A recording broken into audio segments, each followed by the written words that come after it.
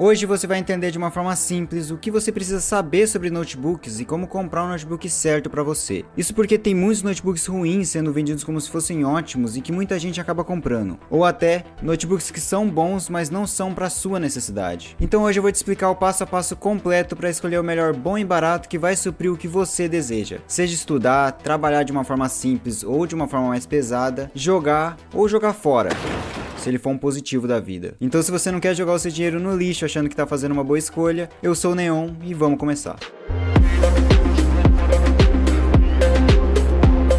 O primeiro ponto é justamente definir o que você quer usar no seu notebook. Sério, isso já vai ajudar muito. Notebooks são feitos com propostas diferentes e os três principais seriam coisas simples, como estudar, seja em casa ou levar para a faculdade, trabalhar de forma simples, como apresentar slides, pacote Office e usar em um escritório ou só no cotidiano mesmo. O segundo seria trabalhar de uma forma mais pesada, como edição de vídeo, projetos em 3D ou coisas desse tipo. E o terceiro, o gamer, para jogar jogos mesmo. Eu vou deixar sugestões de notebooks para vários casos na descrição do vídeo, se você já quiser partir para isso. Mas para cada um dos casos que eu falei, o primeiro passo é olhar quais os programas que você quer usar nele, e depois pesquisar quais os requisitos que esse software precisa. Vamos usar, por exemplo, o DaVinci Resolve, que é um programa de edição. Pesquisando a gente encontra que precisa de um processador de 4 núcleos para editar em HD e Full HD, ou seja, esse é o mínimo que o processador tem que ter para rodar assim, e que nesse caso a maioria dos processadores são assim. Também precisa ter 8 GB de RAM e no mínimo uma placa de vídeo integrada de 2 GB de memória. Aí a gente pode anotar e você pode pesquisar isso para todos os programas que você quer usar e usar isso como base.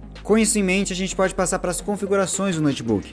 Não essa, cara, são essas configurações, que são as peças do notebook. Vamos começar pelos processadores. As linhas mais comuns são o da Intel e os da AMD. Esses processadores têm uma hierarquia, que vão dos mais básicos aos melhores. Falando mais da Intel, que são os mais comuns de encontrar, a primeira dica é: não compre notebooks com Intel Atom e Celeron, porque eles são muito fracos e vão te dar muita dor de cabeça. É aquele típico processador que vem em computador que você compra na Casas Bahia, tá ligado? Que com pouco tempo você se arrepende de tão lento que ele é. Falo isso por experiência própria. Acho que todo mundo tem uma história triste de PC que compra em loja assim, né? Comenta aí se já aconteceu com você. Enfim, voltando, o Pentium você até pode comprar para coisas leves, pro cotidiano, mas o mais recomendado seria o Intel i3 e o Ryzen 3 para estudo e trabalho. O Intel i5 e o Ryzen 5 são um pouco mais intermediários e são bons para programação, por exemplo, e até uns jogos leves. E o i7, i9 e o Ryzen 7 e o Ryzen 9 são para alto desempenho. São para jogos e trabalhos pesados como edições de vídeos mais complexos e renderização 3D. Esses são os processadores que você mais vai encontrar. Mas uma coisa que você deve prestar atenção aqui é a geração do processador. Hoje em dia a gente está na 14ª geração da Intel e eu recomendo pegar no mínimo da geração 11 ou 12 para cima. E para verificar isso, a gente vê os dois primeiros números desse código que vem depois do processador. É isso que indica a geração dele. Então nesse caso é um i5 de 12ª geração. Quanto maior a geração, melhor. Mas tem um porém nisso tudo. Não vale nem um pouco a pena comprar um processador teoricamente muito potente se for muito antigo, tipo um i7 de 4ª, 5ª geração, porque eles são muito fracos hoje em dia. E é comum de encontrar notebooks assim e são horríveis, então presta atenção nisso. Se for um Ryzen, por exemplo,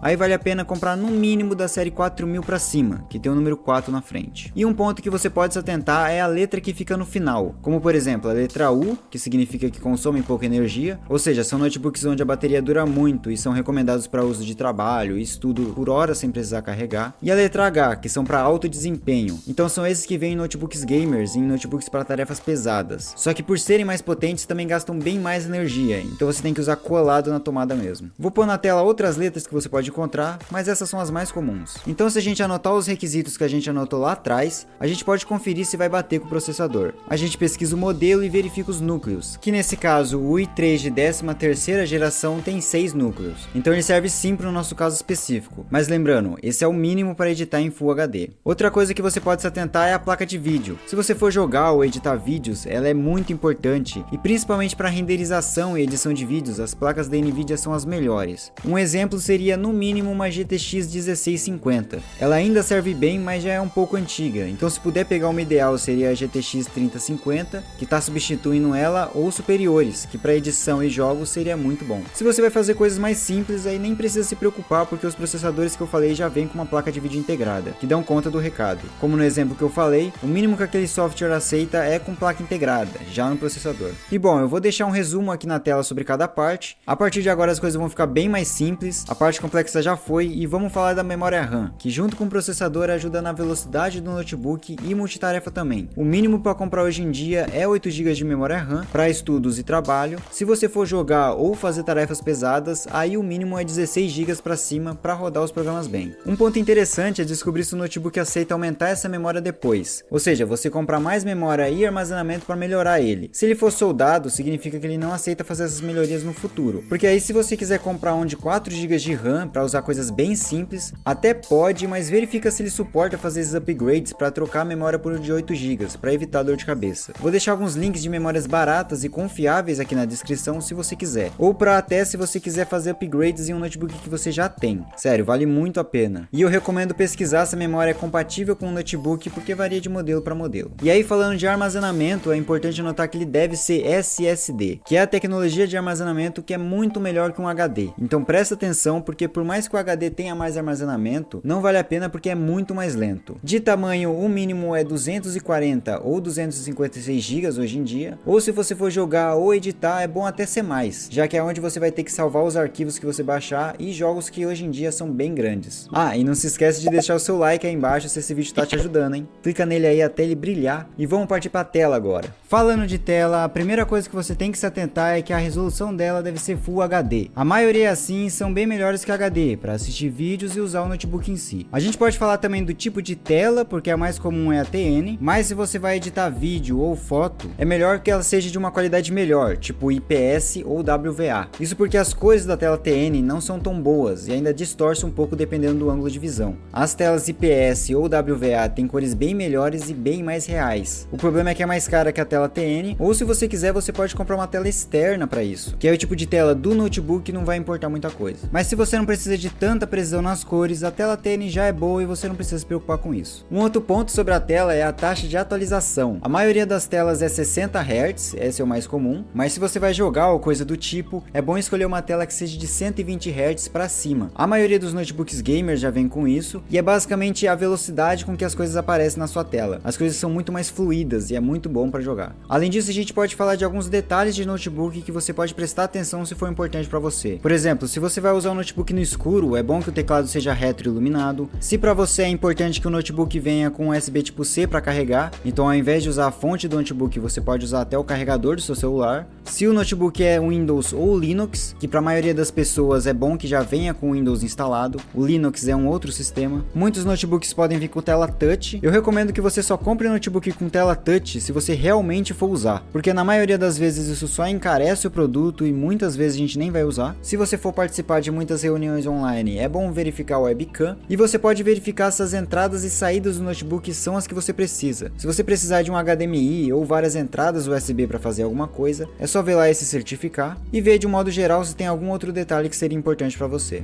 E por fim, para evitar que você compre alguma porcaria por aí disfarçada de coisa boa, tem algumas dicas para isso. Primeiro, que é bom evitar algumas marcas por aí, isso porque tem algumas marcas que vendem muitos notebooks que são muito baratos que outros, mas é porque a qualidade das peças em si é muito baixa, que pode dar problemas em pouco tempo. Então marcas como Positivo, Multilaser, Compaq e outras. Se você também tem outras marcas que você não recomendaria, comenta aí embaixo. Hoje em dia os notebooks estão meio caros mesmo, e é bom não comprar notebook que seja barato demais, mas que vai dar problema depois. E claro, é bom verificar as avaliações das pessoas que compraram, para ter uma noção ali se realmente vale a pena e saber a opinião das pessoas. E seguindo as dicas que eu falei no vídeo, você vai conseguir escolher o notebook que mais se encaixa com você. Se você não quiser ficar muito tempo pesquisando sobre notebooks, lembrando, eu vou deixar já uma lista dos que valem mais a pena na descrição separada para você. Se você gostou do vídeo, deixa o seu like aqui e comenta o que você achou. Se quiser ver mais, eu vou deixar um vídeo aqui na tela sobre o que você precisa saber sobre celulares, é só clicar aqui na tela. Você pode comentar também o que mais importa em um notebook para você ou sugestões de vídeos. Se inscreva para fazer parte da lista VIP desse canal e até o próximo vídeo.